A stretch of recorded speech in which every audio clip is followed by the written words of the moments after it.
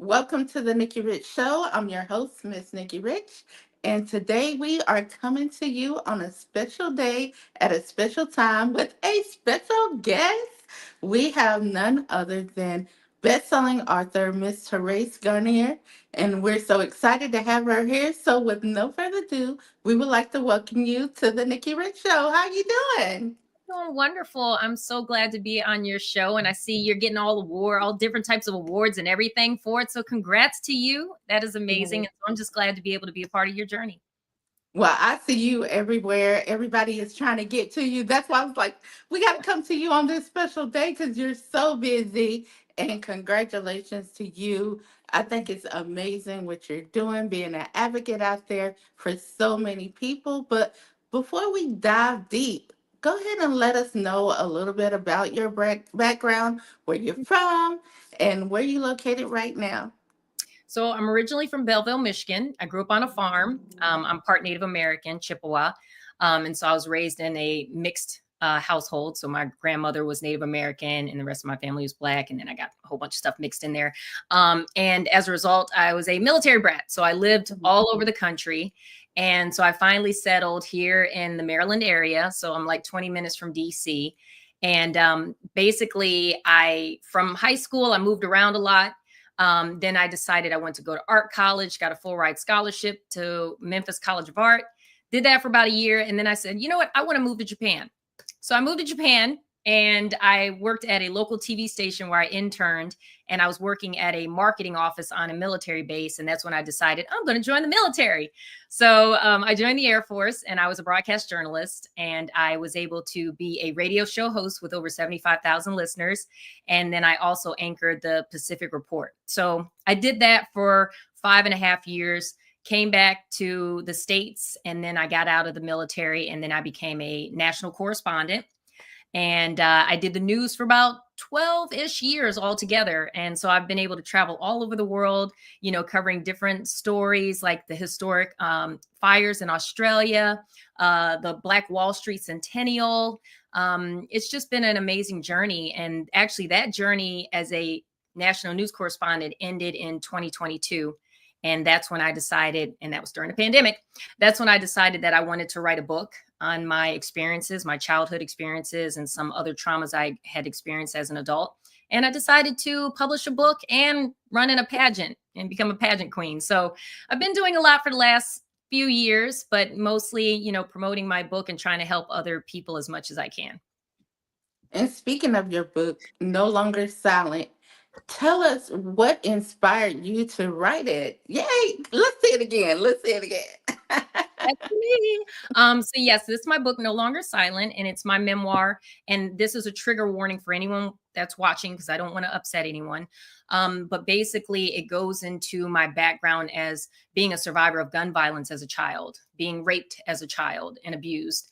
And then it goes into my journey as a military service member and enduring a brutal rape on Veterans Day of all days, Mm. while I was serving in the military. And so it basically talks about those traumas and what I did to overcome them and what I'm doing now to help others. And so a lot of people like to get my book because, one, it kind of explains the process. Let's say they're a service member and they want to know what to expect if they decide to report.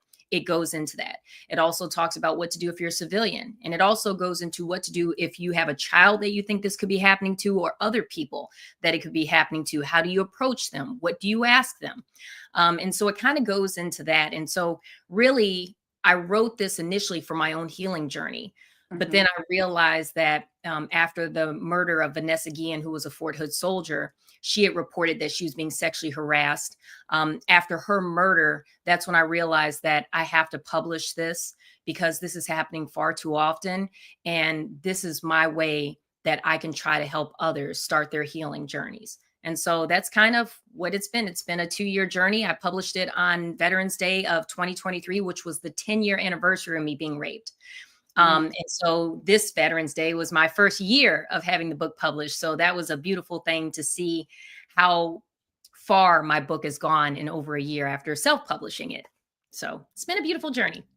And you're taking your trauma, on that day to birth something, to birth something amazing, being able to share with others your story. How does that feel, coming around a year later? It's been beautiful. First, I Mhm. want to point out that, I was a little hesitant to publish the book because I had faced a lot of retaliation when I talked about it in the military. And Mhm. so, I was a little scared that people would react the same way, blame me, call me names, not believe me. But actually, a lot of people, majority of people that have heard my story have been very receptive and very supportive. And I didn't expect that. And so that was just beautiful, a beautiful, pleasant surprise. And so Mhm. then once my book came out and people started getting it, the reaction that I got from people, I wasn't expecting. I mean, I had friends just purchase it just because they wanted to support me. And I had one friend who has a spouse and two kids say, thank you so much. I never thought that I would have to protect my 5-year-old son. Mm. And I'm like, yes, this is stuff that if you're a parent or if you have nieces and nephews, this is stuff that you want to know because you can't be with your loved ones 24/7. And so if something happens to them, what are the red flags of that? And so it's just been very uplifting, the response that people have had in regards to my book and how much it's helped them. So I just want to continue blessing others. And it's been a blessing to me knowing that this has been helping others. And that is truly amazing. And you're not only just in the community, I see, but you're also, your book is hitting national news every day, not, every day I see you on a telebroadcast. So I'm like, oh my God, you're everywhere and you're able to reach so many. That is truly amazing in itself because everyone does not get that opportunity, but you're blessed, just networking, connecting, and others reaching out to you to want to share your story. Exactly. And you know what's so funny? I self-published. So Wow. a lot of people go with publishers because they want the marketing and they want this and Mhm. that. And I didn't have that. So it was me doing everything. And so would I do it again? Absolutely. I would still self-publish. And to be honest with you, I believe it got so far because I did it. And I Mhm. didn't pay someone else. One, I get all the profits and the proceeds. I get to handle it personally. And I get to build those relationships with people versus paying someone else to do it. And I think it's more intimate that I get to speak to people one on one who are interested in my book versus just saying, go to my website or, hey, my publisher will speak to you and coordinate all that. So it's actually been such a blessing. How far it has been able to go. And I know that's nothing but God. It has been nothing but God. And you are a motivational speaker. How has just speaking with others inspired you, and I would say motivated you to keep want to go and keep pushing on? And not only that, just, I mean, I would just say want to tell more, about your story. It's brought me a lot of peace knowing that Mhm. I've been able to help other people come and have that Mhm. same feeling of peace. And there's nothing that can beat that feeling. And I always tell people if you're going to start your healing journey, don't start it because you want revenge or don't start it because you want justice, because you may Mhm. never get it. The man that assaulted me as a child is still running around free as if nothing happened. Wow. So I'll probably never get that justice, but I'm a firm believer in karma. So whether I see that justice or not, he's going to get his. And anyone else that does these kind of things to people, they always get their karma. But what I try to encourage people is speak up, start your healing journey. And Mhm. to see people take that advice, do you know it is so difficult for anyone to open up about being assaulted because a lot It of times is. people take that guilt on as I should have done something differently. Maybe I shouldn't have been walking down that dark alley. Maybe I shouldn't have when the preacher asked me to stay after church, maybe I shouldn't have. Like there's always this second guessing everything you did, which is self-blaming. And so a lot of people won't report it or they won't report it because a lot of times it's family members or they live with the Yes. person. So they're reliant on them for their living. And so there's that fear factor that if I say something, they're going to hurt me or I'll be homeless. And so there's a lot of different factors as to why people don't come forward. But what I try to encourage people to do is look, you have to do this for your own healing because Mhm. like as you know, I have heart failure. I was recently diagnosed with it about I think in August, so a couple Mhm. months ago.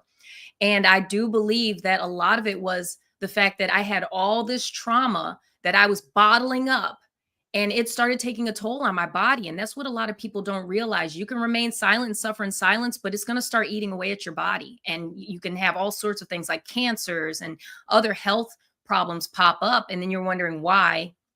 A lot of it could be tied to the trauma that you didn't deal with. So I always try to encourage people to do that. And it's mostly because of the peace that I've been feeling and the joy that I've been feeling now that I came forward. And now it's almost to the point where if people don't believe me, I don't care. Like, I Mm-hmm. think before I'm like, well, I want to be believed. And it's like, I don't need your approval, or I don't need you to believe what I say happened, because I know it happened. I'm It's living. your story. It's my story. I'm living through that pain every day, And so if you don't want to believe it, not my problem. If you do, great. I appreciate it. And if there's any way I can help you or anyone that that this is happening to, great, let me know. So that's kind of how I've been approaching it. And I do find a lot of people, when for some, I've seen, um, some don't even, might not even want to hear it. Have you ever run into that? Because I know when I tried to tell my story, what I was going on to an associate, they was like, oh, my ears are sensitive. I don't want to hear. And I was like, what? So do you ever run into that? Because that was mind blowing for me to, actually experience that. Oh, I lost friends over it. I Hmm. lost friends. I literally went and told them what happened to me, and they were like, "No, maybe you misunderstood, or maybe it was something." And I'm like, "I was sober. He was trashed out of his mind. There was no misunderstanding the situation." And I lost a lot of friends over that, because they Hmm. decided they wanted to pick that person because he was popular and everyone liked him, and so they wanted to believe. They didn't want to believe that he was doing those kinds of things. And so yes, and it's baffling, because when you're deployed overseas, your unit is your family unless you're married. I was not Hmm. married. So my unit was my family. So for that to happen and my family to turn on me, it was the worst thing ever. And then even my actual family turned on me too. So it was like, dang, I'm getting it from work and from home. And so I have run into that a lot, and it's actually very disheartening. And I only say that because when it happens to that person, they're going to want to seek help, and they're going to get the same reaction. Yes, And they that's what's are. so unfortunate, because it's like if you ever experience that, you're going to have your karma come back on you, and then you're going to be devastated and wish that you had helped others when you had the chance to do so. And how do you handle that once you come across it? I just say, you know what? It is what it is. I can't really get mad at people. Hmm. People are going to say what they want, and they're going to feel the way they want. And so, I just say, hey, if you ever need anything, I'm here for you. And then I just take a mental note that this is not someone that I can reach out to help in that capacity.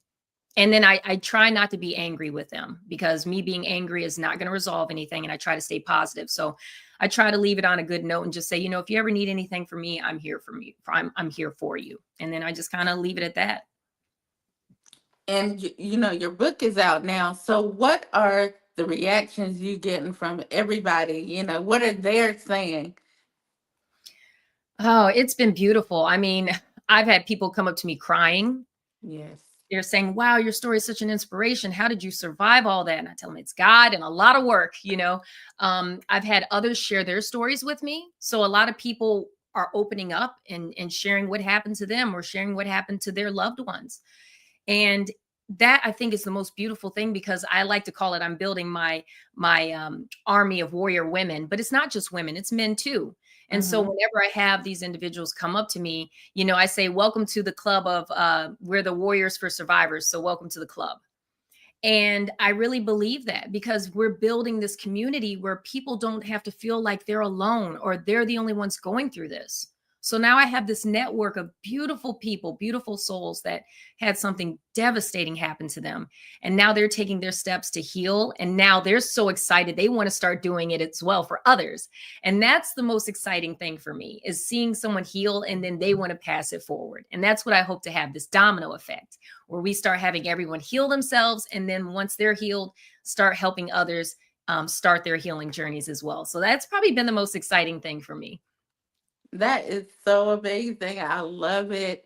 Now, once you put it out, your book out there, No Longer Silent, was there anybody that just took you by the hand, like a mentor or somebody that, just really helped you and, gave you that love, once they knew your story? So I'll mention two people. I'll mention one person that didn't know me but met me, and then I'll mention another person who I've worked with for years. So the first person is President Biden. Hmm. And I bring him up because, first I didn't even realize I had been invited to an event because they had heard about my book, but I didn't think I was going to meet him at all. And Hmm. so I said, you know what, let me just bring a book just in case, I always want to be prepared. And I ended up meeting him and I told him my story. And I just remembered him giving me a hug and saying, "Are you okay? Are you okay now? How are you doing now?" And that Hmm. meant so much to me. The leader of the free world acknowledging what happened to me and Yes. showing empathy. He showed more empathy than my friends did who saw it, knew that it happened and everything. And so Hmm. me, I'm just like, wow, that was such a beautiful experience. And not to mention, after that, he sent me a letter thanking me. And then he started inviting me to different events at the White House where I got to meet other survivors and hear their Wow. stories and see what they're doing in their communities, which was so motivating for me because I'm like, wow, look Hmm. what they're doing in their communities. Maybe I can partner with them and we could partner together and we can do some things in each other's communities. And so that was very motivating for me. And then the other person I wanted to mention, his name is Chip Reed. He was a longtime correspondent for CBS, and he actually was my mentor when I was a baby intern back in 2014. I was still in the military, but I would go to CBS every Thursday and intern there. And so he was my mentor during the time, and he took me under his wing.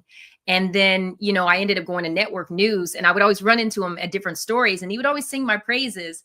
And I'm just like, oh my gosh, he's like a rock star in this industry. And he would talk about me, and people would hear this and be like, who is she? Why is he, this guy, like this rock star, talking about her? And so that's how I made a lot of friends as well. And actually, on this past Veterans Day, I was able to hold a book signing with him, which Wow. was the honor of my life because for him to mentor me, help me get into the field of journalism. We both pretty much got out around the same time. And then we both published books around the same time. I think his came out a month before mine. His book is about service members that he deployed with in Afghanistan and how they were overcoming the trauma that they saw with PTSD and different things like that. My Hmm. story is about me overcoming my trauma when I served in the military. So we both have military stories from different angles, and to be able to have a book signing on Veterans Day with my mentor, it was That's such huge. it was like I'm gonna start tearing up if I think about it because I just saw how that came back full circle. Here it is, he was pouring into me and he saw me grow and develop into this young journalist. And then for me to be able to turn it back around and help him with his book and help promote his book, it was just a beautiful full circle type moment. And I'm so thankful for him and his wife, Nina. They've been super supportive with me and my book. And then even with my heart failure, they were super Mhm. supportive with that as well. And so those are definitely the two instances that I can say that are moments I'll never forget. I'll remember for the rest of my life, and kind of almost brings me to tears when I think about it. And I'm trying not to cry on here, but Yes. yeah, it's beautiful. Do you ever think that you'll get back into journalism or, why did you stop? So I will say I do think eventually I will go back. Hmm. Um, and actually how I started, and I mentioned this to you before, I actually started because, my idol, the woman I look up to, I love like more than anything, Oprah Winfrey. I felt like I kind of had the same background as her, doing radio, doing Hmm. anchoring, trying to get my own show. And so I was actually motivated by her to actually want to be in journalism because initially I wanted to be an actress. And so that's when, the viral video that I posted and CNN saw it, flew me there, and I got to meet a bunch of people at CNN. And 10 years later, I ended up becoming a Pentagon correspondent. And so that's kind of how I got into journalism. And the reason why I got out, my former employers, I had injured my back. Hmm. And because of that and some other stuff that kind of some discrimination and some other things Hmm. experiencing while I was there, basically when my contract ended, I had to go into full-time physical therapy 4 or 5 times a week for my back because my back injury was so bad. I'm still actually dealing with my back injury to this day. And that was back in 2021, Wow. July of 2021. And so for me, I said, okay, well, I'll just keep doing this until I can get another job. And then, I was applying for different jobs and there was just nothing but layoffs here and there. And so then I said, I'm just going to take the next year and focus on myself, spend time with my family, because I lost a lot of loved ones during the pandemic, like a lot. And one of the things I regretted most was, I dedicated 12 years of my life to being a journalist where I missed birthdays. I missed anniversaries. I was always working. I barely got sleep. I barely got to eat. I couldn't have relationships. And then the pandemic hit, and I realized all those family members and friends and everything else that I should have been spending that time with were gone, and I could never get that time back. And so I said, I'm going to take the next year and focus on just spending time with my family and my friends. So I did that. And in that process, I also decided to run for a pageant, and I ended up winning. And then I also decided to publish my book as well. So sorry, I'm getting notifications on my computer. So, that was kind of how my journey led for me, being in news, going to modeling and pageantry, and then writing my book. And so I do hope to go back into it, and I want my own show. But in the meantime, I'm going to try to help as many survivors as I can. I mentor high school students on weekends in journalism, and I'm also starting a nonprofit, and I'm coming up with my own YouTube show. So maybe that'll develop into something huge, but we'll see. I'm just trying to see where God leads me. And, I'm just very optimistic and hopeful for what the future may hold. So you're starting a new YouTube show. All of this is happening in 2025? 2025, baby, January. So I'm trying to have my nonprofit started, which is called Rise. And then I'm also trying to have my first episode air on January 15th. It's called Off Script. And basically, it's a 1-hour show where I interview different influencers, thought provokers, and those who are very creative, to show another side of them, show the more human, personalized side of them versus, because everyone has a persona, especially for us in TV and stuff.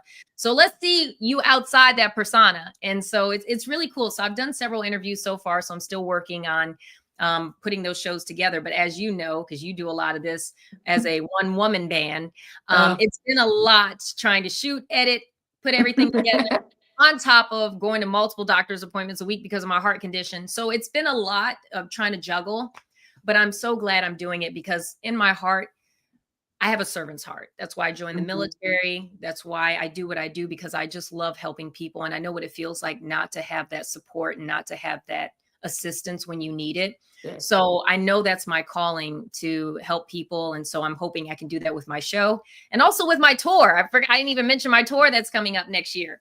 I got a tour too, so I'm super excited. Maybe you should join me on it. Yes. So I'll tell you a little bit about my tour. So my tour, my goal is to go to 50 different high schools, colleges, military bases, and counseling facilities. And I want to give speeches on how to protect yourself from sexual assault, gun violence, and domestic violence. And so I'm looking for people to partner with me that will purchase up to 1,000 books. That way, the goal is 1,000, because if I hit 50 locations, that means I can give away 25 books at each location. And I really feel that people should not have to pay for, material for their mental health that'll help them with their mental health. So if I can provide, 25 books, that's 25 people who can have my book and find out how to set boundaries, find out ways that they can heal by journaling or meditating or going horseback riding. And I'm really hoping that I can find others that will partner with me. And then that way, in January of 2025, if I can hit 4 locations a month with 25 books each, then that'll be really great. And then, they'll get their props or their accolades for being sponsors and partnering with me as well. So I'm kind of in the works with that, but I'm also still looking for partners and other colleges that I could also reach out to as well. No, that is pretty amazing. So I love it. I love everything you're doing, and it's also educational as well. We need more of this. A lot of people don't do this. We got out of our way, but we need more. Yep. And I just thank you. Even for bringing the literacy. That is very important. We got to read, write. Because I went. When I was canvassing, we had to write postcards, and I was like, I can't even write. Wow, And I didn't know they had y'all doing that. That's actually really cool though. yeah, it was postcards. Yep, we did it Yeah. to Georgia, so that was pretty Wow. cool. Yeah. But you had to write Mhm. and you had to do it, and I was like, oh my goodness, I didn't realize I have not written like consistently in a Mhm. while.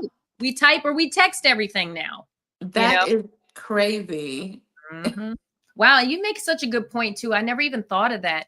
I think the aspect I was thinking of, especially for like, say, for instance, high schools, a lot Hmm. of assaults are happening in high schools. And I was thinking to myself, students aren't going to want to go tell their teacher. They're not going to Hmm. want to tell their parents, but they may want to tell me. Hmm.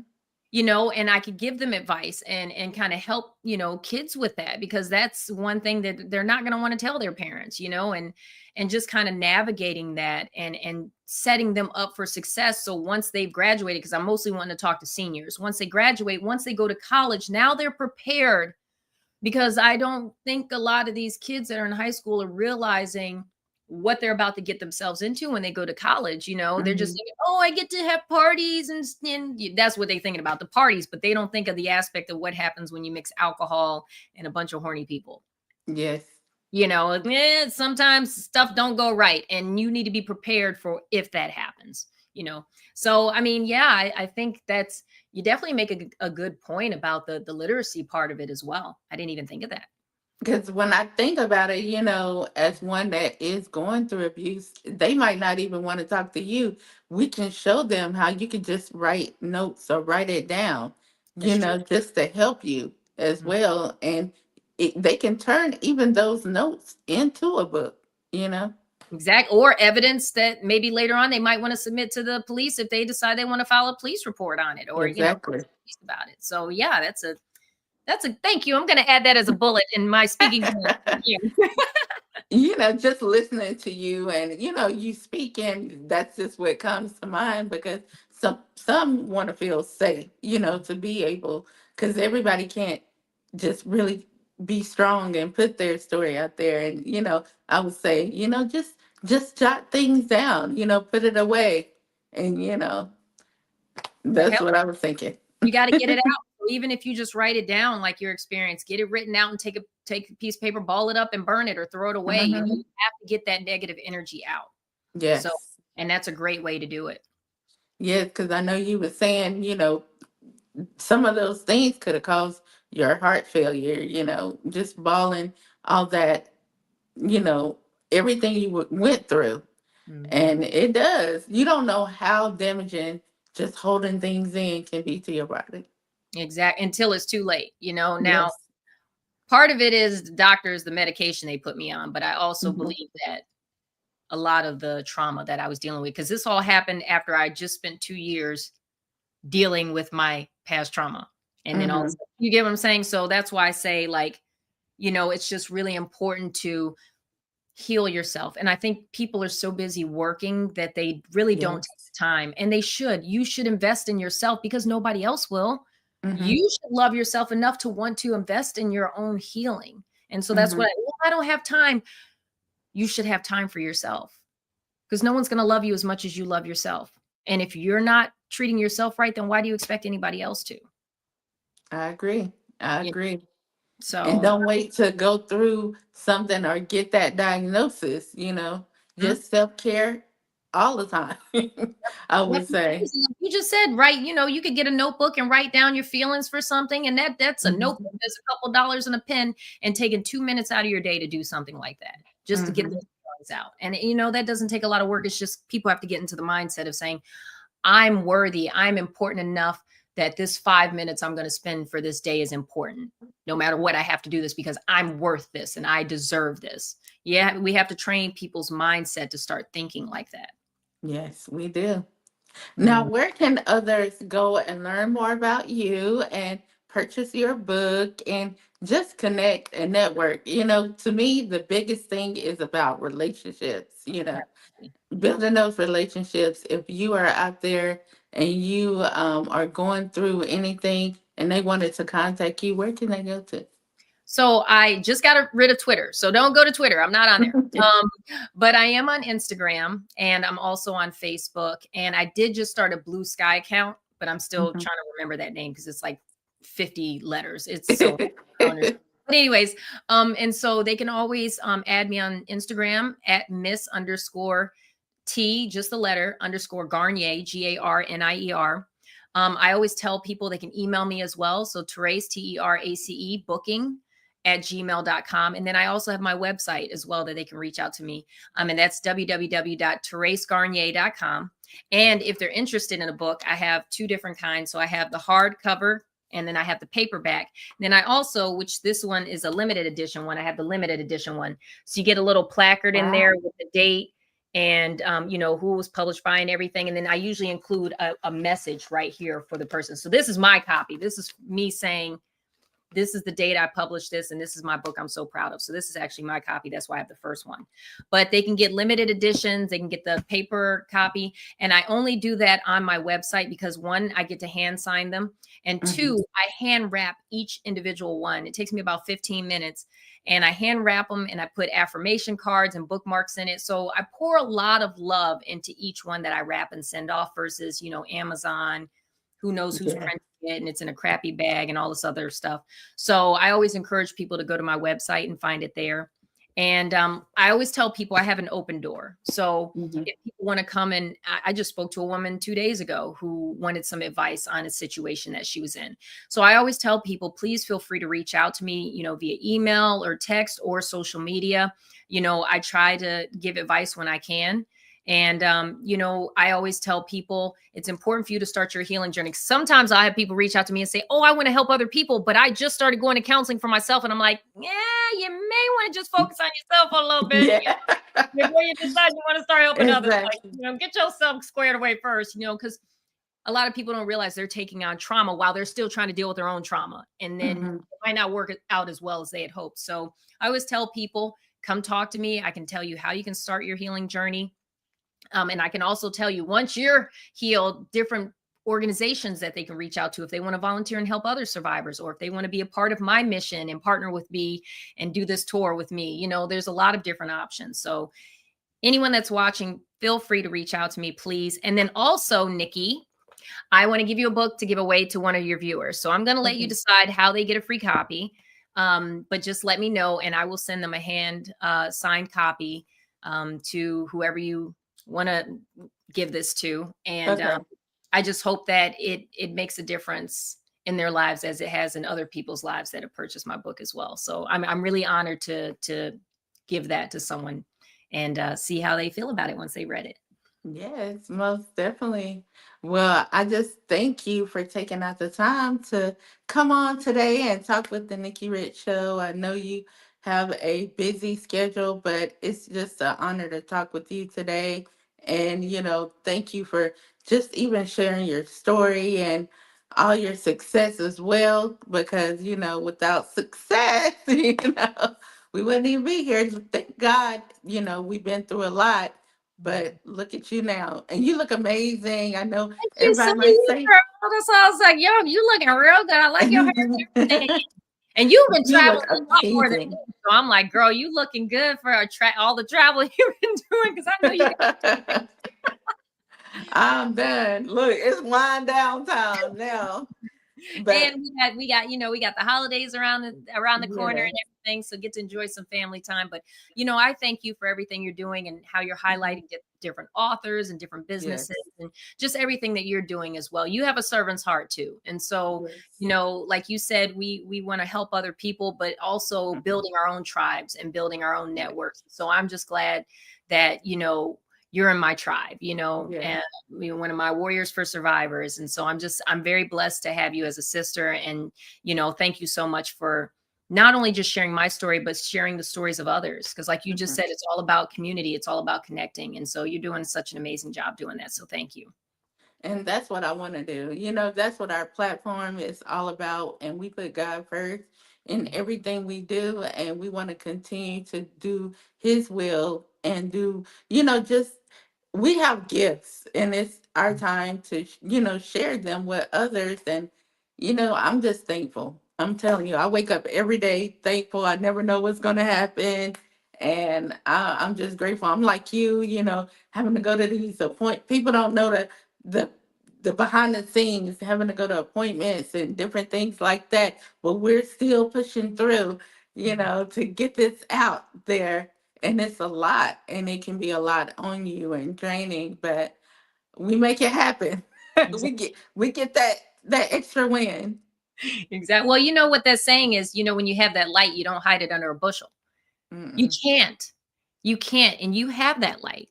Mm. So, you can't hide it. It's going to shine whether you want it to or not. And that's the Yes. thing. You're allowing it to shine. You're allowing it to touch others. You're allowing it to anoint others. And that's what, individuals like us, that's what we aim to do. We want to shine that light because there's a lot of darkness in this world. And we have a lot Mhm. of people who don't want to help people, who are very selfish.